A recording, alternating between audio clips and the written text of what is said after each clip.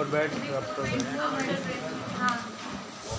नहीं, जैसे आपने कहा कि मैं आज अभी देखूंगा कि जीएसटी और वैट में क्या डिफरेंस है। मैंने कहा कि जो जीएसटी था वो किस प्रिंसिपल पे काम कर रहा था,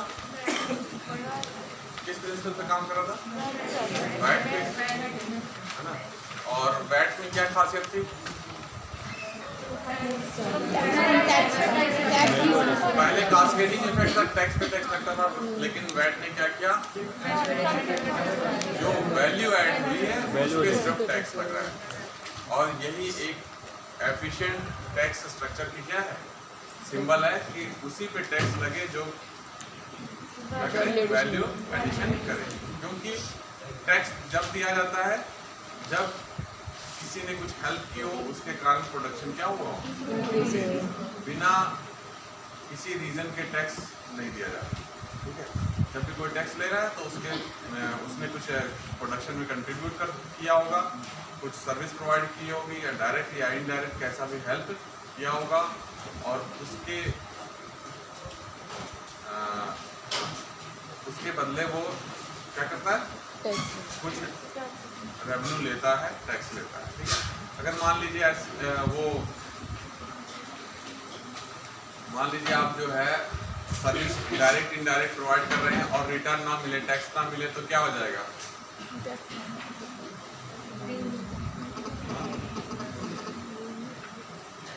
वो सिस्टम सस्टेनेबल रहेगा कि नहीं रहेगा, नहीं रहेगा, बहुत दिन नहीं चल पाएगा। और समझ रहे हैं, तो अगर आप और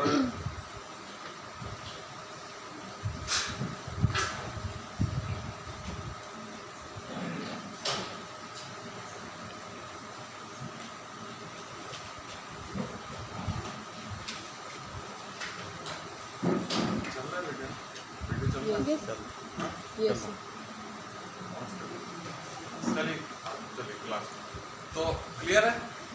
तो आगे हम लोग चलें। अब मैं देखूंगा कि जीएसटी और वैट में क्या डिफरेंस। मैं एक एग्जांपल लेता हूं, फिर आपको जब वो जो जीएसटी है जो वैट के ही प्रिंसिपल पे जब काम कर रही है तो फिर वो डिफरेंस कहाँ आ जा रहा है। ठीक है, एक एग्जांपल लेता हूँ।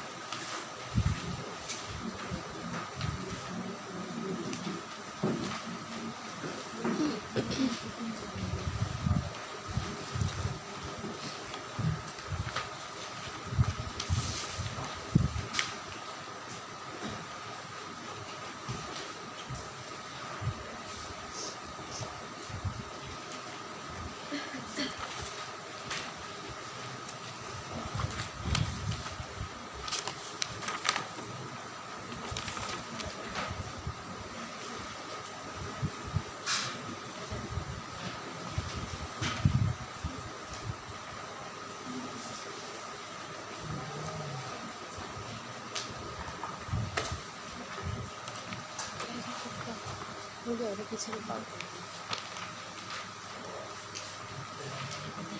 बिल्कुल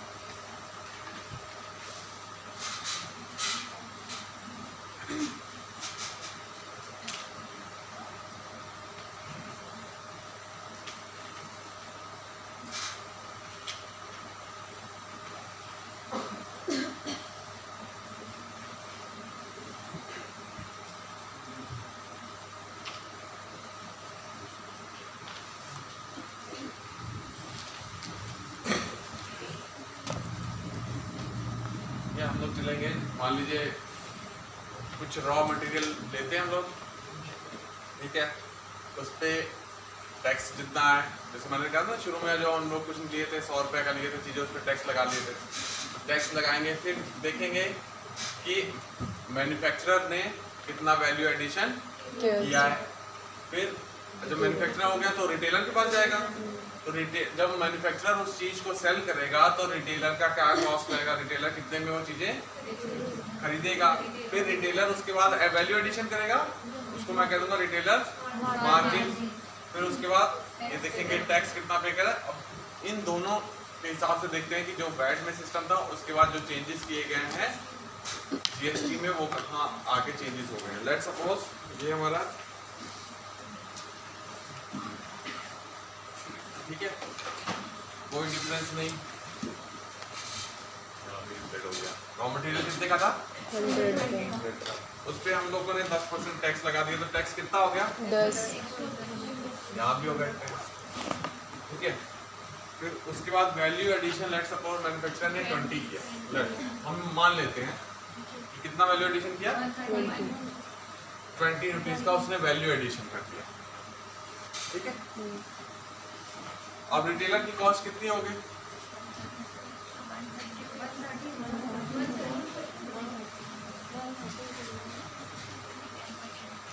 ठीक है। अब एक पॉइंट इसके बीच में लिखना, यहाँ पे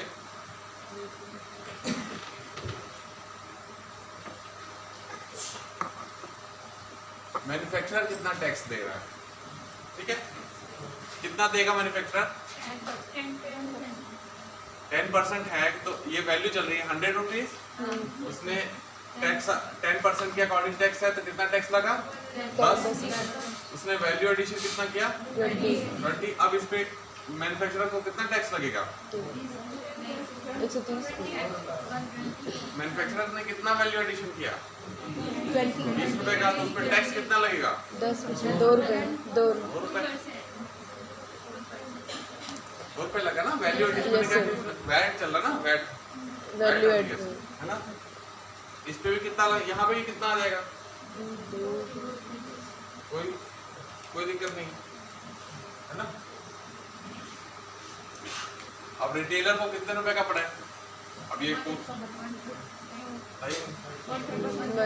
का पड़ा।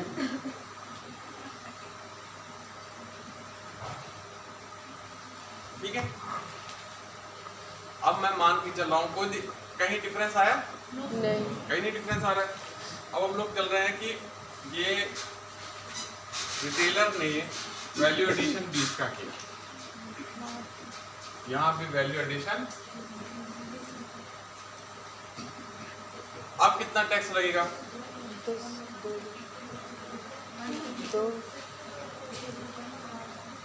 कितना टैक्स लगेगा यहाँ पे 10% 2 ही है 10% है। मैं उसमें पूछ रहा हूँ वैल्यू में कितना हो गया 2 रुपीज। अरे वैल्यू एडिशन में टैक्स वैल्यू ऐड जिसने की 20 रुपीज की, कितना टैक्स लगा 2 रुपीज। अब यहाँ पे कितना लगेगा वही वैल्यू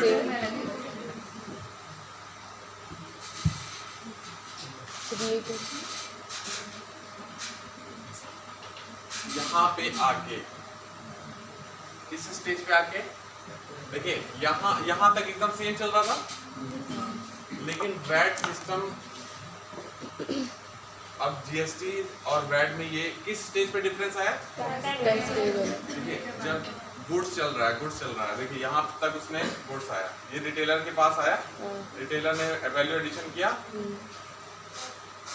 जब गुड्स मैन्युफैक्चरिंग स्टेज से सर्विसेज स्टेज पे पहुंचता है, जब मैन्युफैक्चर हो रहा था सेम चल रहा था, लेकिन अब वो मैन्युफैक्चर हो चुका है, अब वो कैसा हो गया है, अब सर्विसेज में चल रहा है ना। रिटेलर उसमें कुछ मैन्युफैक्चरिंग तो नहीं ऐड कर रहा ना, अब वो क्या ऐड कर रहा है, तो सर्विसेज प्रोडक्ट तो बन चुका है ना। अब एक दुकान से दूसरी दुकान पे होलसेल से जा रहा है, वो रिटेलर के पास रिटेलर से जा रहा है, दूसरे रिटेलर के पास या कंज्यूमर के पास फाइनली जा रहा है, तो उसमें प्रोडक्ट तो वही है, चेंजेस क्या हो रहा है, अब वो वैल्यू एडिशन क्या हो रहा है, सिर्फ वो कंज्यूमर के पास पहुंच रहा है, तो वो सर्विसेज हो गई ना। रिटेलर क्या है, सर्विसेज हो गई। तो वैट में जब गुड्स सर्विसेज में कन्वर्ट होता था तो वहां पे इस स्टेज पे क्यूमुलेटिव इफेक्ट आ जाता था। पहले वैल्यू एडिशन पे लग रहा था ना, Yes, लेकिन यहाँ किस पे लगा, उसकी टोटल वैल्यू पे लग गया। मतलब जब गुड्स चेंज हो रहा है सर्विसेज में, उस स्टेज पे वैल्यू एडिशन पे ना लेके जितने उसकी वैल्यू है उस पे लग जाता था। क्लियर है? लेकिन अब जीएसटी पे क्या हुआ, वो गुड्स कब सर्विसेज में कन्वर्ट हो गया उसको पता ही नहीं, वैल्यू एडिशन पे चलता रहा। इसलिए नाम क्या है इसका, goods and services, no difference. Goods और सर्विसेज में डिफरेंस जीएसटी क्रिएट नहीं करता है। वैट में गुड्स और सर्विसेज में क्या था, डिफरेंस आता था। गुड्स चलता रहता था, जैसे ही सर्विसेज में कन्वर्ट होता था, पहले तो वैल्यू एडिशन चल रहा था, लेकिन जैसे ही सर्विसेज में कन्वर्ट हुआ उसने पूरा ये एक्यूमुलेटिव अपना कॉस्ट लगा के उस पे टैक्स लगा दिया। यहाँ पे इस स्टेज पे जब गुड्स सर्विसेज में कन्वर्ट हो रहा है तो कास्केडिंग इफेक्ट आ जाता था। क्लियर है? तो जब पूछेगा कि वैट जीएसटी से कैसे बेटर है, ऐसे बेटर है कि वो जब जीएसटी में कन्वर्ट होता था तो क्यूमुलेटिव इफेक्ट नहीं रह जाता था। ठीक है? वो वैल्यू एडिशन शुरू से लेके अंत तक किस पे काम कर रहा है, वैल्यू एडिशन पे काम कर रहा है। लेकिन वैट सिस्टम में गुड्स और सर्विसेज में क्लियर है, डिफरेंस क्लियर है एकदम, है ना?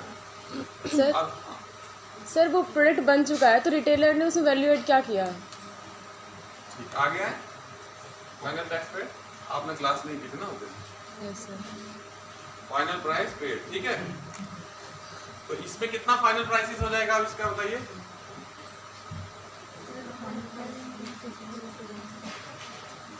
$167.2 और उसमें कितना हो जाएगा, 154। क्लियर है? अब इसमें टोटल टैक्स कहाँ कहाँ लग गया बताइए, कौन कौन से टैक्स लगे थे, ये टैक्स और ये टैक्स और कितना हो गया, 10, 25 और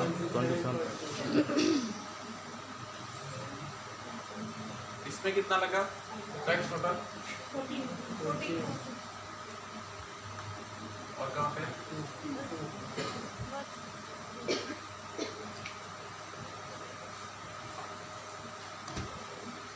क्लियर है? तो कौन सा ज्यादा एफिशिएंट हुआ,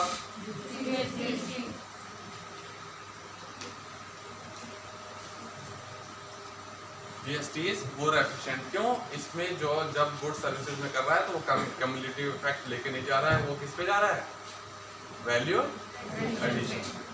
ठीक है? जो आपका क्वेश्चन है कि रिटेलर ने क्या सर्विसेज प्रोवाइड किया, समझ रहे? तो मैंने बताया कि जब भी कोई चीज़ फाइनली कंज्यूमर के पास पहुंचती है, हम लोग सोचते हैं बहुत आसानी से पहुंच गया, लेकिन किसी ने वहां पे एफर्ट लगाया होगा। आप लोग मेरे को सामने दिख रहे हैं, समझ रहे हैं? आप लोग यहाँ आ गए ना, लेकिन मुझे तो क्या दिख रहा है कि आप यहाँ क्लास में बैठे थे, मैं घर से आया हूँ। आप, मुझे ये फीलिंग नहीं आ रही है, अगर आपका वो देखा जाए कि रिटेलर ने कुछ नहीं किया, तो मुझे ये फीलिंग नहीं आई कि आप कहाँ से आए। मुझे क्या फीलिंग आई, मैं आया। लेकिन आप भी तो एफर्ट लगा के यहाँ पहुंचे हैं, समझ रहे? तो जैसे चीजें दिखती है हम लोग रेडीमेड उसको सोचने लगते हैं कि ऐसा है, समझ रहे?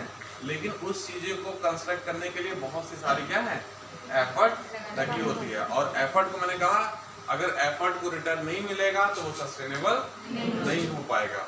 तो रिटेलर ने वो तो बन गया था, प्रोडक्ट कंपनी में बन गया था, लेकिन कंपनी से ये मेरे पास कैसे आया, वो जो चीजें हैं वो रिटेलर के थ्रू, अगर दुकान वाला बेच रहा है उसको तो वो एफर्ट लगा रहा है।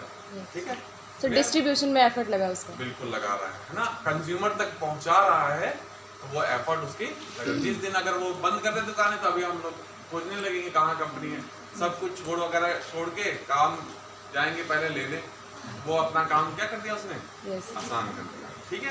तो उसमें एफर्ट, आपको एफर्ट देखना है, छोटी छोटी एफर्ट की कैसी चीजें। और आप लोग मोबाइल खोलते हैं तुरंत एक बोला ये ऐप में एकदम एक्सपर्ट हो जाते हैं, कभी दिमाग में कैसे ऐप बना। जब इंटरेस्ट आने लगता है तो फिर आप चीज़ें, जब आपकी थिंकिंग ऐसे रहेगा कि कोई रेडीमेड मिल रहा है तो ये तो है ही है, ये तो भगवान ने दे ही दिया था। वैट में डबल टैक्स लग रहा है, इसमें डबल टैक्स। हाँ, उस वैट में नाम है वैल्यू एडिशन टैक्स, लेकिन प्रॉब्लम बस आ जा रही थी जब गुड्स वो सर्विसेज में कन्वर्ट कर रहा था। उस स्टेज पे वैट नहीं रह जा रहा था, वैट पुराना सिस्टम हो जा रहा था, है ना, क्योंकि वैट का काम क्या है, सिर्फ वैल्यू एडिशन पे लगाना।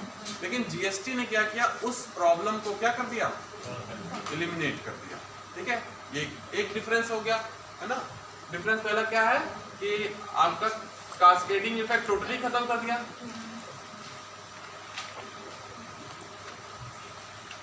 टोटली खत्म कर दिया वैट, जीएसटी ने, जो वैट का थोड़ा बहुत सिस्टम था। सेकंड था कि जो वैट में जैसे जो कमोडिटीज जो लेके आए थे, वो बहुत ज्यादा कमोडिटीज वैट के अंदर नहीं थी, कई बहुत सारी ऐसी कमोडिटीज थी जो वैट के बाहर सिस्टम काम कर रहा था। तो उन्होंने क्या किया, बहुत सारे टैक्सेस लेके आए, सब बहुत सारे जो टैक्सेस है वो क्या है, सबमर्ज कर दिए गए उसमें जीएसटी में। मतलब टोटल क्वांटिटी, कितनी क्वांटिटी बाहर है,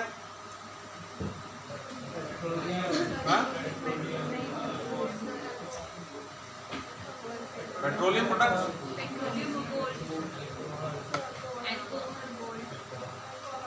और अल्कोहल और इलेक्ट्रिसिटी और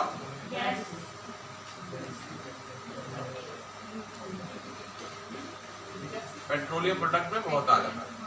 ठीक है, पेट्रोलियम प्रोडक्ट में गैस आपका, है ना, मोटर स्प्रिट, डीजल, ये सब किसमें आ जाते हैं, पेट्रोलियम प्रोडक्ट में। तो बेसिक कस्टम, कस्टम में भी 3 पार्ट होते हैं, basic custom, countervailing duty, additional custom duty. तो जो ऊपर है ना, जैसे कस्टम क्या होता है, ये वाला मिटा दो अपना इधर,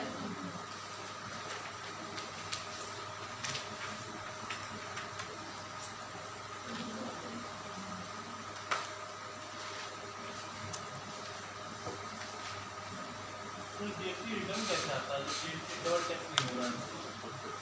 जीएसटी रिटर्न,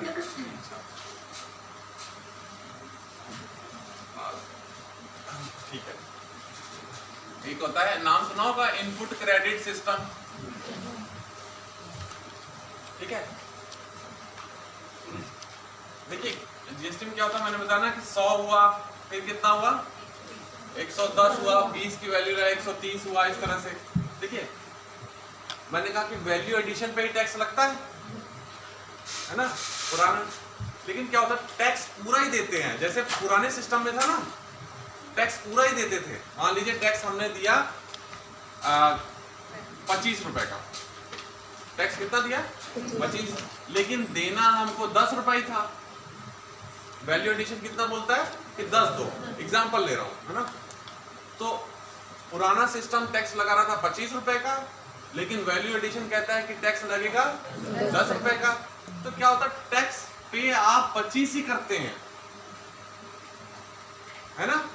फिर कहते हैं, फिर उसको कहते हैं कि हमको इतना रिटर्न मिलना चाहिए, क्योंकि वैल्यू एडिशन कितना टैक्स मांग रहा है, 10। तो 15 रुपए आपके बाद में वापस आते हैं, उसको क्या कहते हैं, इनपुट क्रेडिट सिस्टम। बस हो रहा है, वो बाद में दिए जाते हैं वापस, जब वो मैचिंग हो जाती है बिल वाउचर की, पूरी मैचिंग वगैरह जब कर लेते हैं तो वो बाद में टैक्स क्या हो जाता है, रिटर्न हो जाता है। तो क्या होता है ना, कभी कभी जो प्रॉब्लम क्या आती है, कभी कभी रिटर्न आने में बहुत देर लग जाता है। जब शुरुआत में जब जीएसटी लगी थी तो इनपुट क्रेडिट आने में काफ़ी टाइम लग गया, उसके कारण भी बिजनेस काफ़ी अफेक्ट हुआ था, है ना। तो जब आप कहेंगे कि क्या क्या वो आपका होना चाहिए, रिफॉर्म होना चाहिए, तो इनपुट क्रेडिट सिस्टम जल्दी जल्दी काम करे, मतलब हर महीने जैसे ही आपका टैक्स पे करते हैं अगले महीने में रिटर्न क्या हो जाए, वापस है, जिससे आपका जैसे 10-15 अगर वापस नहीं आ रहा है तो ये क्रेडिट लॉक हो गया ना आपका, इससे आप बिजनेस कर सकते हैं और भी बढ़ा सकते हैं। लेकिन अगर ये वापस नहीं, आपका पैसा है लेकिन ये वापस नहीं आया तो क्रेडिट लॉक हो गया, इससे इकोनॉमिक एक्टिविटी चल नहीं पाएगी। क्लियर है। तो जितना ज़्यादा टाइम लगेगा, टाइम स्पेंड लगेगा, उतना ही ये मतलब कि आप पुराने सिस्टम में काम कर रहे हैं। जितना जल्दी आ जाएगा यानी कि जीएसटी एफिशिएंटली काम करेगा। वो इनपुट क्रेडिट सिस्टम यही। वो तो कंज्यूमर को लॉस है ना सर। हाँ, कंज्यूमर को वही वापस आता होगा। कंज्यूमर नहीं, जो टैक्स पेबल होता है। देखिए कंज्यूमर क्या लिया, मेरे को तो 35 रुपए में मिला तो मैंने ले लिया, ठीक है, ले लिया, पे मैंने किया टैक्सेस, टैक्स को इसके वैल्यू में है ना, लेकिन मैंने गवर्नमेंट को नहीं दिया। वो जो दुकान वाला है वो पे कर रहा है, वो मीडियम है। टैक्स किसने पे किया, मैंने पे किया। वो सिर्फ मीडियम है टैक्स पे करने का। बात समझे? अगर दुकान वाला कहे जीएसटी मैं पे कर रहा हूं तो गलत बात है। जीएसटी किसने पे किया, कंज्यूमर ने पे किया। वो क्या पे करता है, वो इनकम वैल्यू जो एडिशन हुई, उसने जो वैल्यू एडिशन किया वो उसकी इनकम है, वो इनकम टैक्स पे करेगा। असल में क्लियर, ठीक है, क्योंकि जीएसटी तो मैंने दिया है, वो क्या कर, वो तो सिर्फ मीडियम बनाया गया है कि अब एक सरकार एक इंडिविजुअल को कहाँ ढूंढेगी वो। असल में तो वो जहाँ पे सेलर है उससे वो टैक्स जीएसटी क्या होती है, जीएसटी नंबर दे दिया, जीएसटीआईएन नंबर दे दिया उसको, उसके थ्रू उसका ऑनलाइन वेरिफिकेशन हो गया। फिर उसके जितने उसके ट्रांजैक्शन होते हैं, बिल वाउचर, ये किया, ये किया, इसमें कितना टैक्स बनता है, वो टैक्स उसको गवर्नमेंट को चला जाता है ना। फिर बाद में वो देखते हैं कितना उसने रॉ मटेरियल लिया था और कितने में उसने बेचा है, वो उसका वैल्यू एडिशन हो गया। फिर उसके वैल्यू एडिशन पे वो टैक्स कैलकुलेट कर लेते हैं, इसका इतना टैक्स बनता है, लेकिन दिया उसने ज्यादा होता है तो उसका टैक्स क्या हो जाता है, वापस हो जाता है। ठीक है, क्लियर है? एक्टिव नहीं हो जाता सर। बहुत एक्टिव है, लेकिन जैसे वो तो तभी तो इतनी परेशानी आ रही है। और सुने, लेकिन क्या होता है कि धीरे धीरे टेक्नोलॉजी ने बहुत हेल्प किया है, तो हम इसको कैसे सिंप्लीफाई करेंगे बताइए? हाँ? और जो सॉफ्टवेयर है वो और बढ़िया बने, ह्यूमन रिसोर्सेज हैं वो क्या है और ट्रेंड हो, और हर जो दुकान वाला है छोटे छोटे से लेके बड़े बड़े तो अपने पास रख लेंगे वो अकाउंटेंट वगैरह, लेकिन छोटे दुकानों वालों को भी क्या होनी चाहिए, ट्रेनिंग होनी चाहिए। यही आपका क्वेश्चन है, यही आपका आंसर है। यही ऐसे क्वेश्चन पूछेगा कि क्या क्या जीएसटी में रिफॉर्म कर सकते हैं, तो इंफ्रास्ट्रक्चर में रिफॉर्म, ह्यूमन रिसोर्स ट्रेनिंग में रिफॉर्म, क्लियर है, और इंफॉर्मेशन डिसिमिनेशन में कि कैसे कैसे होगा, सब बंदे को ना, और छोटे छोटे व्यापारियों का ध्यान रखा जाए कि उनको भी ट्रेनिंग क्या है फ्री में मिले, नहीं तो कॉस्ट इतना आ जाएगा कि उनका बिजनेस क्या है जीएसटी के कारण ही गिर जाएगा। समझे? इसीलिए कहा जाता है कि उनको रिबेट देते हैं, नई नई स्कीम आती है कि जीएसटी में उनका जो 1 करोड़ से नीचे टर्नओवर होगा तो इनका छूट मिलेगी। इस तरह से चीजें क्या है चलती रहती, जिससे उनका कॉस्ट बढ़े ना।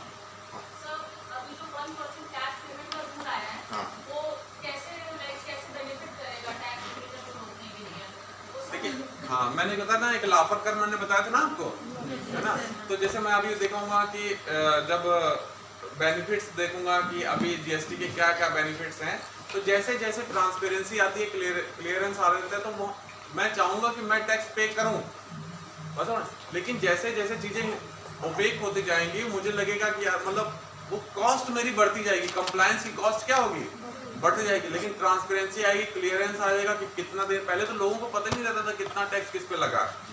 हर कमोडिटी पे क्या है डिफरेंट टैक्स, मतलब पता नहीं। जो एकदम स्पेशलाइज्ड होगा अकाउंटेंट, वो क्या होगा, वो जान पाएगा, वो फंसा भी देगा। लेकिन अब क्या है, कंज्यूमर ऐप भी बन गया है कि जीएसटी में डालो, कमोडिटी डालो, ये टैक्स जो है इस कमोडिटी पे इतना है।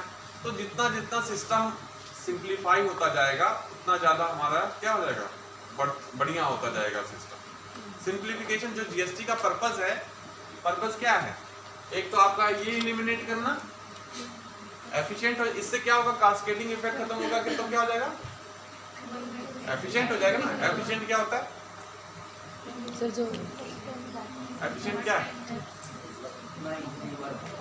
बार बार पूछता हूँ, वो चीज मतलब वही चीज नहीं जाएगी ना। एफिशिएंट मतलब क्या है, ऑप्टिमम यूज। अरे उसने काम पे मतलब उसका प्रोडक्शन बढ़ा है तब टैक्स दिया है, वो एफिशिएंट है। समझ रहे हैं? बिना काम के आपने पैसा ले लिया, वो क्या है एफिशिएंट। जैसे ब्रिटिश सिस्टम में क्या हुआ था, किसान प्रोड्यूस भी नहीं कर रहा है तब भी उसको लगान देना है, वो इनएफिशिएंट सिस्टम जब प्रोड्यूस कराया तब दे लो एफिशिएंट हो गया। समझ रहे? एफर्ट का रिटर्न मिलेगा, तो ये कास्केडिंग इफेक्ट एलिमिनेट किया, ये हो गया। दूसरा क्या है, ट्रांसपेरेंसी आई। ट्रांसपेरेंसी कैसे आई, पारदर्शिता कैसे आई कि पता है कि कौन सी कमोडिटी का क्या रेट है ना। फिर जैसे चार में डिवाइड कर दिया, ये टैक्स रेट, ये टैक्स रेट, ये टैक्स रेट, फिर उसको धीरे धीरे कन्वर्ज कर रहे हैं, एक टैक्स रेट रहे, किसी से पूछने की जरूरत ही नहीं पड़े, पता रहे कि कौन सा क्या है टैक्स, समझ। लेकिन उसमें मैंने बताया कितने टाइप के टैक्स होने चाहिए आइडियल कंडीशन में, बेस्ट आइडियल कंडीशन। हाँ, हर चीज का अलग है ना, जैसे बोलता ना जितनी कमोडिटी उतने टाइप का टैक्स। भाई वो कमोडिटी जैसे मैं यहाँ लिख रहा हूँ, समझ रहे क्या हो रहा है यहाँ पे, कैसे प्रोडक्टिविटी इंक्रीज हो रही है, जो मैं लिख रहा हूँ इसमें कितना टैक्स हो रहा है, क्या हो रहा है? अरे तुम्हारा माइंड खुल रहा है ये, लेकिन इसका रिटर्न कब आएगा, तब आप कंट्रीब्यूट करेंगे। और समझ रहे हैं, तो लंबा है फेस थोड़ा, लेकिन वही एजुकेशन और हेल्थ का यही होता है, तुरंत नहीं दिखता है कभी कभी ना। जैसे पेरेंट्स होते हैं बचपन में, अरे क्या पड़ेगा चलो खेला है ना, लेकिन ये नहीं पता कि वो 10-15 साल बाद उसका इफेक्ट उसके ऊपर और उसके सोसाइटी पे क्या है। तो हर कमोडिटी का एक इफेक्ट होता है कि कितना उसने यूटिलिटी प्रोवाइड की उस बंदे को और सोसाइटी को, समझ रहे हैं? तो उसके हिसाब से उसको टैक्स मिलना चाहिए। अब मान लीजिए गरीब आदमी जो चीजें प्रोड्यूस जो कंज्यूम कर रहा है ना, तो उस पर टैक्स ज्यादा होना चाहिए कि कम होना चाहिए? कम होना चाहिए। और जैसे लग्जरी कमोडिटीज है उस पर क्या होना चाहिए? ज्यादा होना चाहिए। सिंपल सी रीजन है। तो हर कमोडिटी का एक सोसाइटी में एक अलग रोल होता है, उस रोल के अकॉर्डिंग टैक्स लगना चाहिए।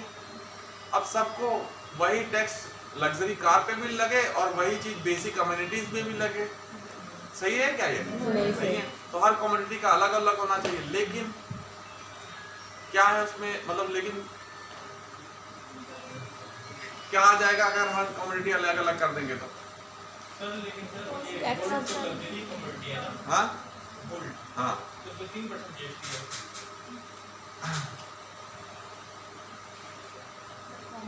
गोल्ड गोल्ड की कहानी अलग है ना। जैसे क्या है, कल्चर जैसे चलता है ना, हम लोग अभी जैसे क्या धीरे धीरे मैंने कहा ना, सेविंग, फिजिकल सेविंग और फाइनेंशियल सेविंग होती है ना। मैंने बताया, अच्छा अभी आप वो, अच्छा इसी में तो बताया था है ना, फिजिकल और फाइनेंशियल सेविंग। तो फाइनेंशियल सेविंग धीरे धीरे क्या होती है, जैसे जैसे डेवलप करता है फाइनेंशियल सेविंग में रुझान बढ़ता जाता है। फिजिकल सेविंग की लैंड लेना है, गोल्ड लेना है ना। तो गोल्ड एक तरह से हार्ड करेंसी का काम करता है। क्या होता है, जब भी डिप्रेशन आता है तो किसके प्राइसेस बढ़ते हैं? असल है क्यों? ये एजिस से चला आ रहा है, हिस्टोरिकल फैक्ट है। उसके अंदर कॉन्फिडेंस हमारा क्या हो गया, बहुत ज्यादा है। जब जिस चीज के ऊपर सबका कॉन्फिडेंस बढ़ जाता है, वो चीज के प्राइसेस अपने आप क्या हो जाएंगे, बढ़ जाएंगे। कि विपरीत परिस्थितियों में गोल्ड काम करता है। तो ये हमारी परंपरा चली आ रही है, पूरे वर्ल्ड में है ये चीज। लेकिन और जगह थोड़ा सा जब डेवलप होंगे तो फाइनेंशियल सेविंग में कॉन्फिडेंस थोड़ा थोड़ा बढ़ जाता है। क्यों बढ़ जाता है? क्यों गोल्ड में हो रहता है? सर 2015 पहले गोल्ड में 1% सेल टैक्स या वैट लगता था। नहीं 1%, कल को 2% कर देंगे तो तुम फिर वो पूछोगे। मतलब रीजन आप जानिए क्या है ना, कि गोल्ड में और या फाइनेंशियल अदर्स में, ठीक है, ये क्या, जब गोल्ड के प्राइसेस बढ़ेंगे यानी कि सही मामला नहीं है, और यहाँ पे उसके प्राइसेस कर रहे हैं और फाइनेंशियल सेविंग बढ़ रही है, यानी कि क्या है, चल रहा है क्या? देखिए फाइनेंशियल सेविंग क्या है, मनी में है, प्रोडक्शन इंक्रीज करा रहा है, वो उसने पैसा दिया कहीं बैंक में डाला, उसने इन्वेस्टमेंट किया, इकोनॉमिक एक्टिविटी को इंडिकेट कर रहा है। लेकिन गोल्ड में सेविंग इंडिकेट कर रहा है कि कहीं ना कहीं आप रिस्क लेने से डर रहे हैं, आप सिक्योरिटी की तरफ जा रहे हैं। बात समझ रहे हैं? जब सिक्योरिटी की तरफ जा रहे हैं, कहीं से डर रहे हैं, तो उसका मतलब इकोनॉमिक एक्टिविटी कहीं कॉन्ट्रैक्ट हुई। लेकिन फाइनेंशियल सेविंग में जा रहे हैं यानी कि आप इन्वेस्टमेंट में बिलीव कर रहे हैं, आपको रिटर्न ज्यादा मिल रहा है। रिटर्न तभी ज्यादा मिलेगा जब प्रोडक्शन ज्यादा होगा। यहाँ रिटर्न ज्यादा मिलने का मतलब है कि प्रोडक्शन कम हुआ होगा कहीं, सिक्योरिटी में जा रहे हैं, लेकिन यहाँ प्रोडक्शन।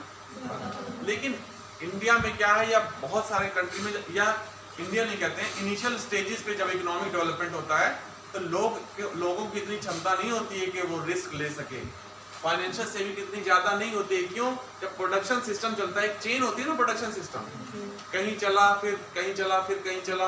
ये जैसे पेन आया, ये प्रोड्यूस हुआ, फिर रिटेलर के पास कहीं आता गांव में सबसे दूर पहुंचेगा कि नहीं पहुंचेगा?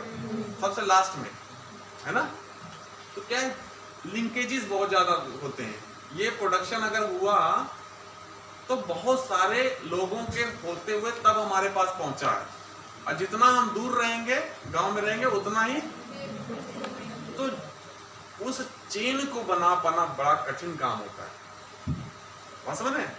प्रोडक्शन से कंज्यूमर तक कमोडिटी पहुंचती है तो एक बंदा नहीं लेके आता, उसके अंदर कई सारे चेन होते हैं। इकोनॉमिक एक्टिविटी उन चेन पे डिपेंड होती है। जैसे कहते हैं वहां पे डिप्रेशन आया तो पूरे वर्ल्ड में आ गया, यूएस में आया तो पूरे वर्ल्ड में आया, क्योंकि इकोनॉमी एक दूसरे से क्या है, लिंक है।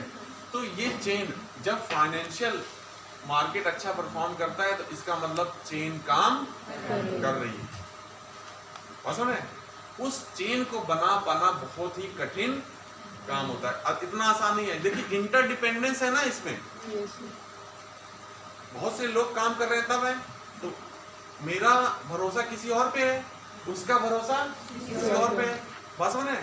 जितनी अब देखिए स्पेशलाइजेशन का जमाना है ना, मतलब जूते के सोल कहीं और बन रहे हैं, डिजाइन यूएस में बन रहा है, तो सोल कोरिया में बन रहे हैं, असेंबल इंडोनेशिया में हो रहे हैं, धागे हम लोग बना रहे हैं।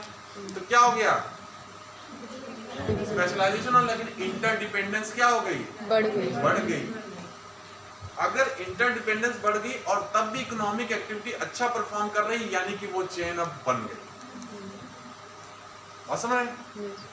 लेकिन कितना, बस एक, लेकिन कितना कठिन काम है इस चेन का, अपने आप सोच सकते हैं कि एक भी बंदा अगर गलत काम किया तो पूरा कोलैप्स हो जाएगी। तो जब स्पेशलाइजेशन इकोनॉमी में आती है, और समझ रहे, तो वो इंडिकेट कर रहा है कि ह्यूमन की वैल्यूज क्या हो रही हैं, बढ़ रही हैं। लेकिन रिस्क फैक्टर भी रहता है, किसी ने भी अगर बेईमानी की तो सिस्टम कोलैप्स भी हो जाता है। तो धीरे धीरे आदमी सीखते क्या होता है, वो चेन बढ़िया बनते जाती है। लेकिन जब भी ये कोलैप्स करती है चेन, तो आदमी सिक्योरिटी की तरफ जाता है, वो इन्वेस्ट वहां नहीं कर पाता। वो इन्वेस्ट कहाँ, क्यों? क्योंकि इसको सब लोग मानते हैं, सिर्फ इसलिए कि अगर इसमें मैं चला जाऊंगा, अभी मैं मॉनेटरी पॉलिसी इसके बाद पढ़ाऊंगा, ये चैप्टर जब खत्म हो जाएगा तो उसमें बताऊंगा कि मनी की क्या होती है। तो इसमें स्टोर ऑफ वैल्यू फंक्शन है, ये वैल्यूज को क्या करता है, स्टोर करता है। ठीक है? तो गोल्ड में अब इंडिया में थोड़ी सी फाइनेंशियल सेविंग वो भी लोग गोल्ड में रखते हैं, उस पर भी अगर टैक्स लगा देंगे तो कर लो, बस ये रीजन। ठीक है? क्योंकि वो लेवल वो ऐसा ना इसके। हाँ बताइए। कितना उत्पादन किया जाए, कितना प्रिंट किया जाए, और देश के गोल्ड पर डिपेंड करता है, ऐसा है क्या चीज? देश में जितना गोल्ड होगा उतना पैसे का उसके हिसाब से हम। हाँ, मैं अभी बात, मैं मॉनेटरी पॉलिसी में जब मैं आऊँगा तो ये तुम एडम स्मिथ के ज़माने की बात कर रहे हो, है ना, कि जो उस मर्केंटलिज्म उससे भी पहले चले जाते हैं, है ना। तो उसमें क्या रहता था कि जो वेल्थ होती थी नेशन की, पहले मर्केंटलिज्म में वो कहते थे किसके कितने पास गोल्ड है। फिर मनी सप्लाई में बताऊंगा, है ना, तो उतना गोल्ड होता था, उसके प्रोपोर्शन में मनी छाप दी जाती थी। लेकिन अब वो सिस्टम नहीं है, क्योंकि अब रिसोर्सेज किसमें मेजर किए जाते हैं, कि कितना प्रोडक्शन हो रहा है। और प्रोडक्शन जब होगा जब ह्यूमन की जितनी क्रिएटिविटी होगी क्रिएटिविटी बढ़ेगी, प्रोडक्शन अपने आप कर देगा। गोल्ड की वैल्यू बहुत सीमित होगी, वो सिस्टम रिप्लेस हो चुका है। सिर्फ हाँ एरोप्लेन वही है, छाप की जब हेलीकॉप्टर मनी या एरोप्लेन मनी जब बोलते हैं, वो भी मैं आऊँगा मॉनेटरी पॉलिसी में, मैं आऊँगा कि मनी कैसे प्रिंट करते हैं, क्यों प्रिंट करते हैं, कितना प्रिंट करना चाहिए।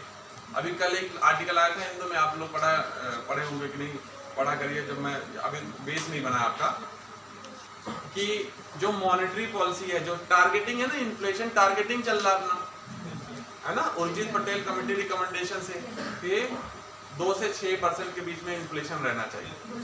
तो वो टारगेटिंग जो हम लोग कर रहे हैं, तो हमारा आ गया उसके बीच में, हम सक्सेसफुल हो गए। तो क्या मॉनेटरी पॉलिसी सक्सेसफुल काम की इसलिए है कि वो ऑटोमेटिक हो गया?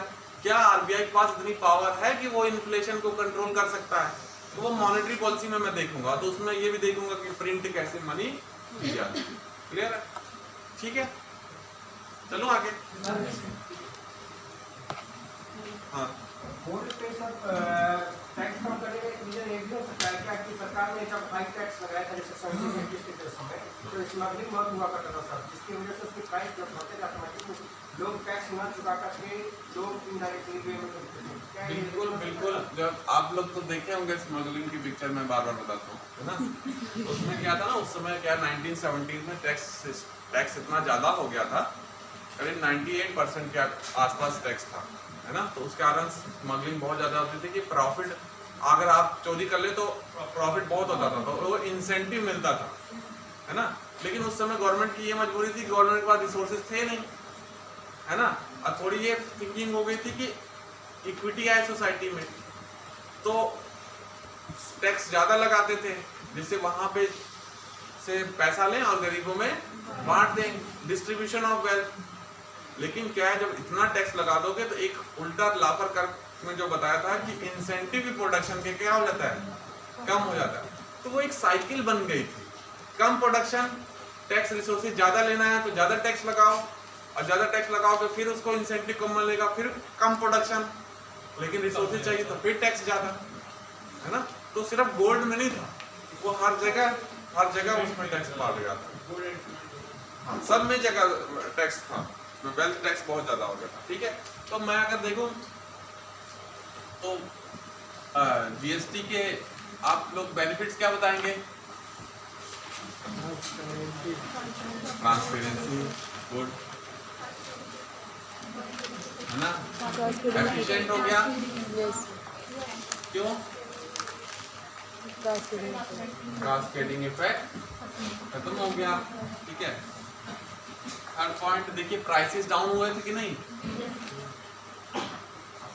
प्राइसेस कम हो गए थे ना, उसमें टैक्स कम लग रहा है तो अल्टीमेटली प्राइसेस कम हो गए, तो इन्फ्लेशन भी क्या हो जाएगा, कम हो जाएगा, है ना।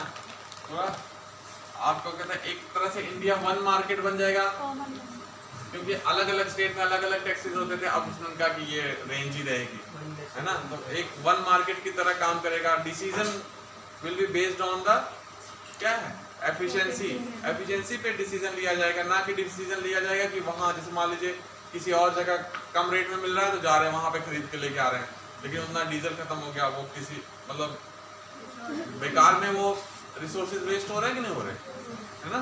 तो वन मार्केट हो गया, तो उसके कारण एफिशिएंसी हो गया। अब आप इसमें सजेशन क्या देंगे इम्प्रूवमेंट के? हाँ, हाँ, इन्वेस्टमेंट भी इंक्रीज हो जाएगा, मतलब एफिशिएंसी की तरफ जा रहा है ना चीजें, इकोनॉमिक एक्टिविटी अपने आप इंक्रीज हो जाएगी ना, ऐसे करेंगे।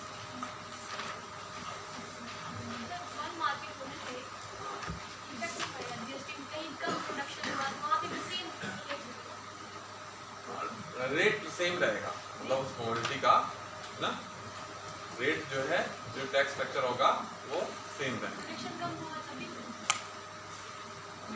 देखिए, प्रोडक्शन कम या ज़्यादा पे टैक्स नहीं, मतलब उस जो वो कमोडिटी है ना, उस कमोडिटीज की कोई वैल्यू, अगर वहाँ प्रोडक्शन कम होगा तो वो बाहर से आ जाएंगी वहाँ पे चीज़ें, वो अट्रैक्ट करने लगेगा चीज़ें, है ना। प्रेशर जैसे होता ना, फिल करने लगेगा चीज़ें, वो स्टेट इंपोर्ट करने लगेगा दूसरे स्टेट से, वो नहीं प्रोड्यूस करेगा। होंगे ही होंगे, वो तो लॉ ऑफ नेचर है, वो तो चीज़ें होंगी ही, उसके लिए वो पैसे भी मिलेंगे उसको जो सर्विस प्रोवाइड करेगा। हर जगह सब कुछ नहीं हो सकता ना, वो अपने में स्पेशलाइजेशन करे, है ना, वो देखें हमारा स्पेशलाइजेशन कहाँ है, ठीक है। और अब सजेशन में बताइए। सर पेट्रोल इतना महंगा हो रहा है तो सर इस पे क्यों जीएसटी नहीं लग रहा है सर पेट्रोलियम प्रोडक्ट? पेट्रोल पे लग रहा है, जैसे मैंने होता ना पेट्रोलियम पे, जैसे उसमें जीएसटी से बाहर क्यों रखा है उसको, क्योंकि स्टेट भी टैक्स लगाती है उसमें और स्टेट का 1/3 रेवेन्यू वहां से आता है, और समझ रहे हैं? लेकिन अगर वो उसको पता लगा रेट कम कर दिया वगैरह तो उसको ये डर है मतलब स्टेट्स को कि उसका रेवेन्यू ड्रास्टिकली कम हो जाएगा, तो उसके बाद पैसे नहीं बचेंगे और डेवलपमेंट का काम तो सब स्टेट्स पे छोड़ रखा है ना, इसलिए उसको अभी बाहर रखा है। जब ये लगेगा कि जीएसटी इतना रेवेन्यू जनरेट कर रहा है धीरे धीरे कि स्टेट्स को उस पर रिलायंस की जरूरत नहीं है तो उसको भी अंदर ले आएंगे, है ना। जैसे अल्कोहल है ना, अल्कोहल को भी बाहर रखा है, क्यों रखा है? क्योंकि स्टेट्स का बहुत ज्यादा रेवेन्यू उस पे आता है ना, तो इसलिए अल्कोहल को भी बाहर रखा गया है। तो धीरे धीरे जब ये लगेगा कि नहीं अब स्टेट्स जो है वो जीएसटी के थ्रू इतना रेवेन्यू जनरेट कर ले रही है, इकोनॉमिक एक्टिविटी इतनी इंक्रीज हुई कि रेवेन्यू जनरेट कर रही है, तो उसको भी अंदर ले आएंगे। तो सर अगर आ जाता है जीएसटी के अंदर तो क्या प्राइस में डाउन तो हाँ बिल्कुल बिल्कुल डाउन हो गया, क्योंकि अभी देखिए जैसे मान लीजिए स्टेट्स के पास रिसोर्सेज नहीं है, वो बढ़ा के लेता है, क्यों? उसको पैसे चाहिए होते हैं, बढ़ा लेता है उसको, कंज्यूमर उसको पे कर रहा है पेट्रोल खरीद के। तो जब उसको लगेगा कि अब कंडीशन अच्छी गई है और मान लीजिए वो कम रेट में आ गया, 12% के रेंज में आ गया, तो अपने आप वो क्या हो गए डाउन हो जाएंगे। लेकिन उसके लिए कंडीशन यही कि स्टेट सेल्फ सफिशिएंट हो जाए अपने रेवेन्यू के, है ना, इतना आसान काम नहीं है उसको मर्ज करना। जीएसटी सबसे ज्यादा फायदा कंज्यूमर स्टेट को हो रहा है। हाँ बिल्कुल, वो मैंने पहले लेक्चर में बताया भी था आपको कि कंज्यूमर बेस्ड टैक्स है ना, है ना। सर सेंट्रल क्यों नहीं छोड़ दे रहा है टैक्स का? और स्टेट को चाहिए, स्टेट क्यों नहीं रहता है? हाँ जो पेट्रोल में टैक्स लगा हाँ वो सेंट्रल क्यों नहीं? सेंट्रल के पास तो अदर टैक्स आ रहा है, तो सेंट्रल अगर अपना टैक्स हटा देगा तो भी तो मतलब कि स्टेट के लिए बिल्कुल हटा दे यार, क्यों नहीं हटा रहा?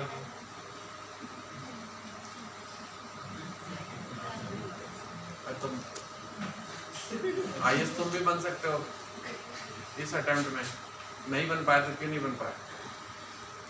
तो यही तो हिस्ट्री का फायदा है पढ़ने का। और सुने क्या फायदा है हिस्ट्री, जब अपन पढ़ते हैं तो कहाँ लैक हो गया, जेन्युइन क्वेश्चन है कि सेंटर छोड़ दे, उसके पास रिसोर्सेज ही नहीं है तो वो छोड़ कैसे देगा? जैसे जैसे रिसोर्सेज बढ़ते जाएगा वो देता जाएगा, उसको अपने भी काम करने हैं ना सेंटर को, लेकिन सेंटर के पास भी कम रिसोर्सेज है। खींचा तानी तो इसी चीज के ना, मैंने क्या कहा, जिस दिन रिसोर्सेज इनफाइनाइट हो जाएंगे उस समय मैं इकोनॉमिक्स पढ़ने और पढ़ाने की जरूरत नहीं खत्म हो जाएगी, ठीक है। तो रिसोर्सेज उसके पास भी कम है सेंटर के पास, तो वो जितना दे सकता है उतना देता है। जहाँ फाइनेंस कमीशन ने कहा कि इतना दिया जाएगा, स्टेट चिल्लाने लगेगा नहीं हमको कम मिला, सेंटर कहेगा नहीं हम नहीं दे पाएंगे आपको, तो रिसोर्सेज का कंस्ट्रेंट है हर के पास। तो सेंटर अगर दे देगा तो सेंटर की गड़बड़ी होने चालू हो जाएगा, है ना, और स्टेट्स को अगर कम मिलेगा तो स्टेट्स, तो ये एक बैलेंस है। और ये बैलेंस क्यों आ रहा है? कंस्ट्रेंट्स हैं। कंस्ट्रेंट क्यों है? रिसोर्सेज कम है। रिसोर्सेज क्यों कम है? सब लिमिटेड है रिसोर्सेज। पास्ट है, पास्ट में जाइए तो देखेंगे क्यों। सर जो house tax, land tax, water tax, ये सब डायरेक्ट स्टेट के पास ही जाता है, इसमें भी सेंट्रल खाते हैं। हाउस टैक्स, लैंड टैक्स और वाटर जैसे टैक्स, कुछ टैक्सेस छोड़ दें, वो मैं लिस्ट आपको बनवा दूंगा, है ना, कि कौन जीएसटी में आ रहा है, कौन सी जीएसटी में सेंट्रल हिस्सा लेता है कि नहीं? House tax, land tax, water tax, electricity tax. मैं वही बता रहा हूँ, मैं जितने होंगे आपको लिस्ट दे दूंगा, है ना, तो उसमें आपको बता दें कौन कौन से जीएसटी के अंदर आ गए। जो जीएसटी के अंदर आ गए उसमें सेंट्रल स्टेट दोनों, ठीक है, जो उसके बाहर है तो वो कुछ उनको लिए छोड़ दिया गया, ठीक। वही मैं बता ना, पेट्रोलियम प्रोडक्ट्स में है बाहर, है सब्सिडी, ठीक है, क्लियर है। तो आप सजेशन में क्या लिखेंगे?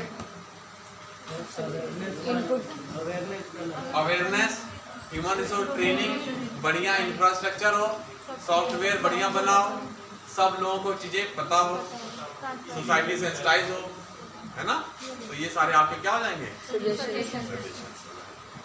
ठीक है, तो अब मैं एक लेक्चर मेरा रहेगा आपका उस पे बजट पे, है ना, 2021 का बजट है, वो पूरा मैंने फिगर से देखेंगे कितना पैसा कितना कितना कितना, उसी में मैं दिखाऊंगा फिस्कल डेफिसिट क्या है, रेवेन्यू डेफिसिट क्या है, प्राइमरी डेफिसिट क्या है, फिर डायरेक्शन में गवर्नमेंट सही जा रही है कि नहीं जा रही है, किस डायरेक्शन में उसको जाना चाहिए, या ऑप्टिमम डायरेक्शन है, सोशल सेक्टर में कितना खर्चा हो रहा है, नहीं जैसे पहले बजट वाले में स्ट्रक्चर में बताया था ना, तो उसी में ऐसे देखेंगे तो पूरा उसमें रिवाइज हो जाएगा। ठीक है, क्लियर? हाँ, इकोनॉमिक सर्वे के इम्पोर्टेंट पॉइंट बता दूंगा, है ना। इकोनॉमिक सर्वे का एक पीडीएफ डाला था ना मैंने ग्रुप में, तो वो देख लीजिएगा, वो सफिशिएंट है, बहुत अच्छा नोट्स बनाया हुआ है, तो उसमें हम लोग पॉइंट दे देंगे कि ये पॉइंट्स आपको करना है। बस इकोनॉमिक्स में थोड़ा सा बस ये आपको क्वेश्चन ज्यादा आपके दिमाग में आना चाहिए, और थोड़ा सा मतलब उस क्वेश्चन पे सोचिए, मतलब ऐसा क्यों, थोड़ा सा क्लियरिटी आए, है ना, सिंपली नहीं पढ़ना, उसको अंदर जाके सोचना है क्यों है, मतलब बेस रीजन क्या है। ठीक है, ठीक है, इसमें कर दीजिए।